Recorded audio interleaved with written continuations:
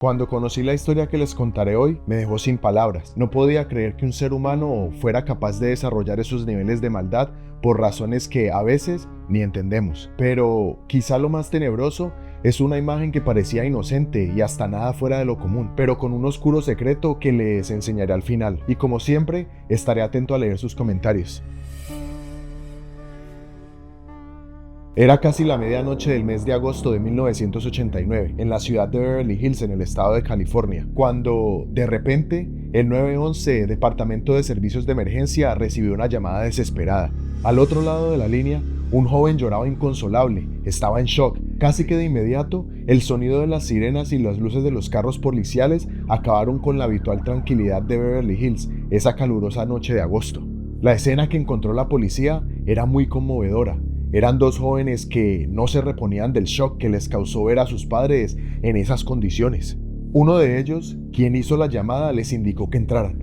Al ingresar a la lujosa y costosa vivienda, avaluada en unos $5 millones, los agentes se encontraron con una terrorífica escena que los conmovió.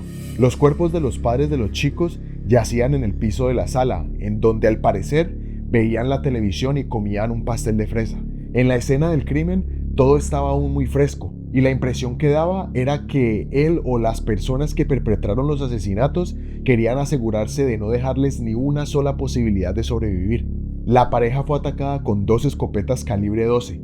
Sus cuerpos presentaban gran cantidad de perforaciones ocasionadas por los proyectiles. Era como si se tratara de una venganza. El padre recibió un disparo en la nuca y 4 en el pecho. A la madre le dispararon tantas veces que tristemente estaba irreconocible. Los 2 hijos de la adinerada pareja hablaban con los agentes y, en medio de su tristeza y confusión, revelaron que cuando llegaron a casa, después de una noche de cine, se encontraron con esta devastadora escena. Esta es una desgracia que en realidad no se le desearía a nadie. Los agentes intentaban por todos los medios encontrar algún motivo o tener una idea clara del porqué de los hechos. En su charla con los hermanos, les preguntaban que si ellos tenían algún indicio de qué había pasado, que si sus padres tenían enemigos, que si sabían de alguien que les quisiera hacer daño, que si sospechaban de alguien. Y rápidamente, los chicos les respondieron que lo más probable era que se tratara de un ajuste de cuentas de la mafia. Así las cosas, la policía no tenía pruebas ni pistas que seguir, pero se sabía que algunas veces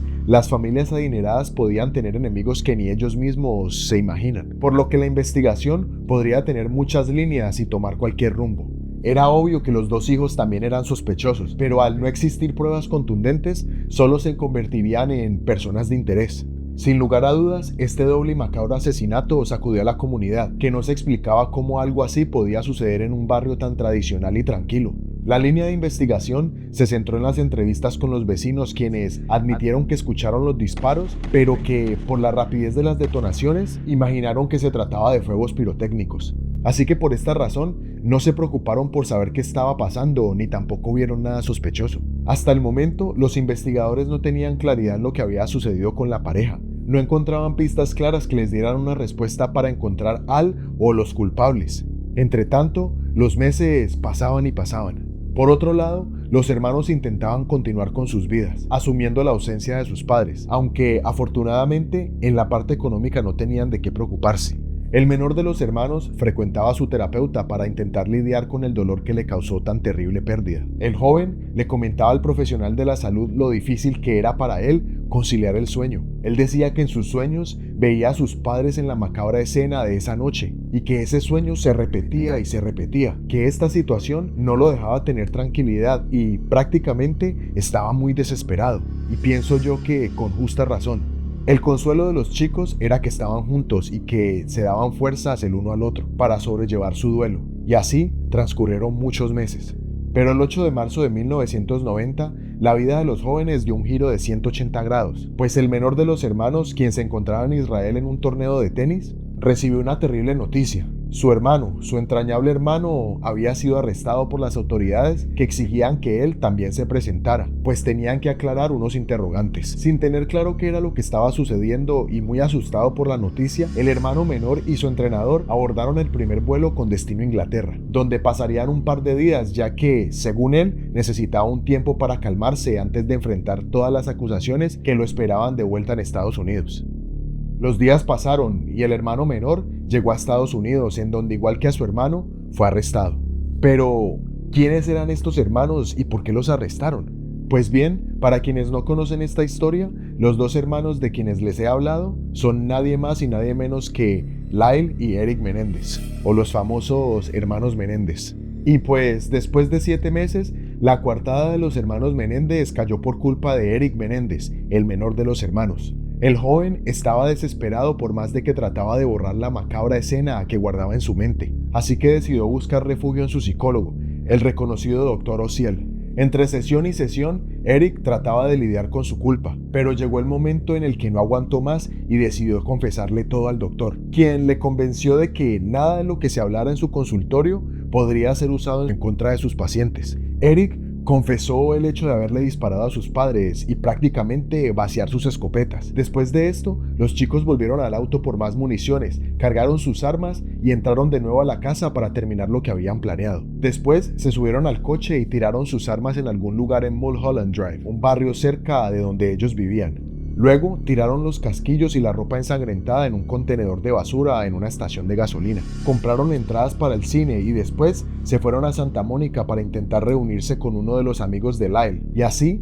fabricar una coartada perfecta. Sin embargo, no se pudieron encontrar con su amigo, así que los hermanos volvieron a casa donde Lyle finalmente llamó al 911. Al enterarse de que Eric le había confesado todo al Dr. Ociel, Lyle estaba furioso. No podía entender cómo era que su hermano había cometido tal barbaridad. Entonces tomaría cartas en el asunto. Así es que en la próxima sesión, Lyle entraría con su hermano al consultorio del Dr. Ociel. Tenía que convencerlo de que no los delatara, así que lo amenazó. En medio del desespero por la situación en la que estaba involucrado, sin tener nada que ver, el doctor le contó a su novia, quien sin dudarlo, le contó a la policía lo que estaba sucediendo.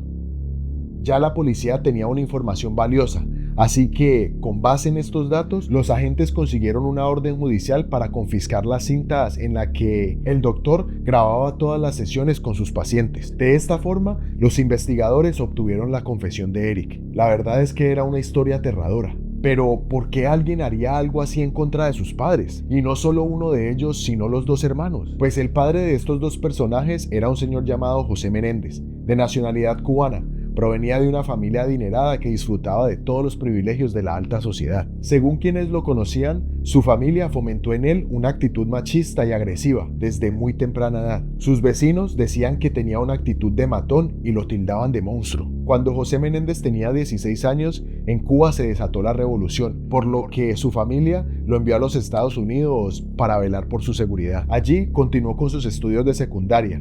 Luego fue aceptado en la Universidad del Sur de Illinois, en donde conoció a Mary Louise Anderson, a quien le llamaban Kitty, una reina de belleza a quien soñaba con ser actriz. Los chicos entablaron una linda relación y en 1963 se casaron y se mudaron a la ciudad de Nueva York, donde Kitty trabajaba en una escuela mientras José se graduaba de contabilidad en el Queens College. En 1968, la pareja tuvo su primer hijo, quien llamaron Lyle. Cuando nació el primogénito, José le exigió a Kitty que dejara de trabajar y se quedara en casa para ser madre de tiempo completo, lo que eventualmente frustró sus sueños de ser actriz. Al parecer, José era exigente, autoritario y a veces abusivo físicamente. El segundo hijo del matrimonio, Eric, nació 2 años después. José crió a sus hijos de la misma manera que lo criaron a él. Él constantemente les decía que el dinero y el estatus eran las cosas más importantes en la vida y que había que hacer lo que fuera necesario para conseguirlos. En consecuencia, los chicos fueron criados con una mezcla confusa de indulgencia y estricto control. En 1987, José ingresó a trabajar como ejecutivo en los estudios de Paramount, por lo que la familia se radicó en California en una zona exclusiva de la ciudad de Calabazas. Los jóvenes eran privilegiados, tenían todo lo que querían sin ningún esfuerzo, lo que los llevó a sentir que esa vida era monótona y aburrida. Ellos querían algo de emoción, algo que los llevara a los límites, así que comenzaron a robar en las casas de sus amigos y sus compañeros de clase. Y teniendo en cuenta la crianza de José, siempre utilizaba su dinero para sacarlos de los aprietos que se metían. José era tan permisivo que se acercaba a cada una de las familias a la que los chicos habían robado. Les ofrecía disculpas, luego les preguntaba cuánto valían los objetos robados y les pagaba. Para él era muy fácil girar un cheque y pensaba que así sería buen padre. Sin embargo, en una ocasión, en el tribunal por uno de los muchos robos, Eric, el hermano menor, se declaró culpable y afirmó que actuó de esa forma para proteger a su hermano mayor, Lyle. quien ya era un adulto. Y por esta razón, Eric fue sentenciado y salió con libertad condicional y se le ordenó asistir a sesiones de terapia con el doctor Jerome Ociel. Como José era un controlador maniático, le exigió al doctor saber todo lo que sucedía en las sesiones de terapia de su hijo.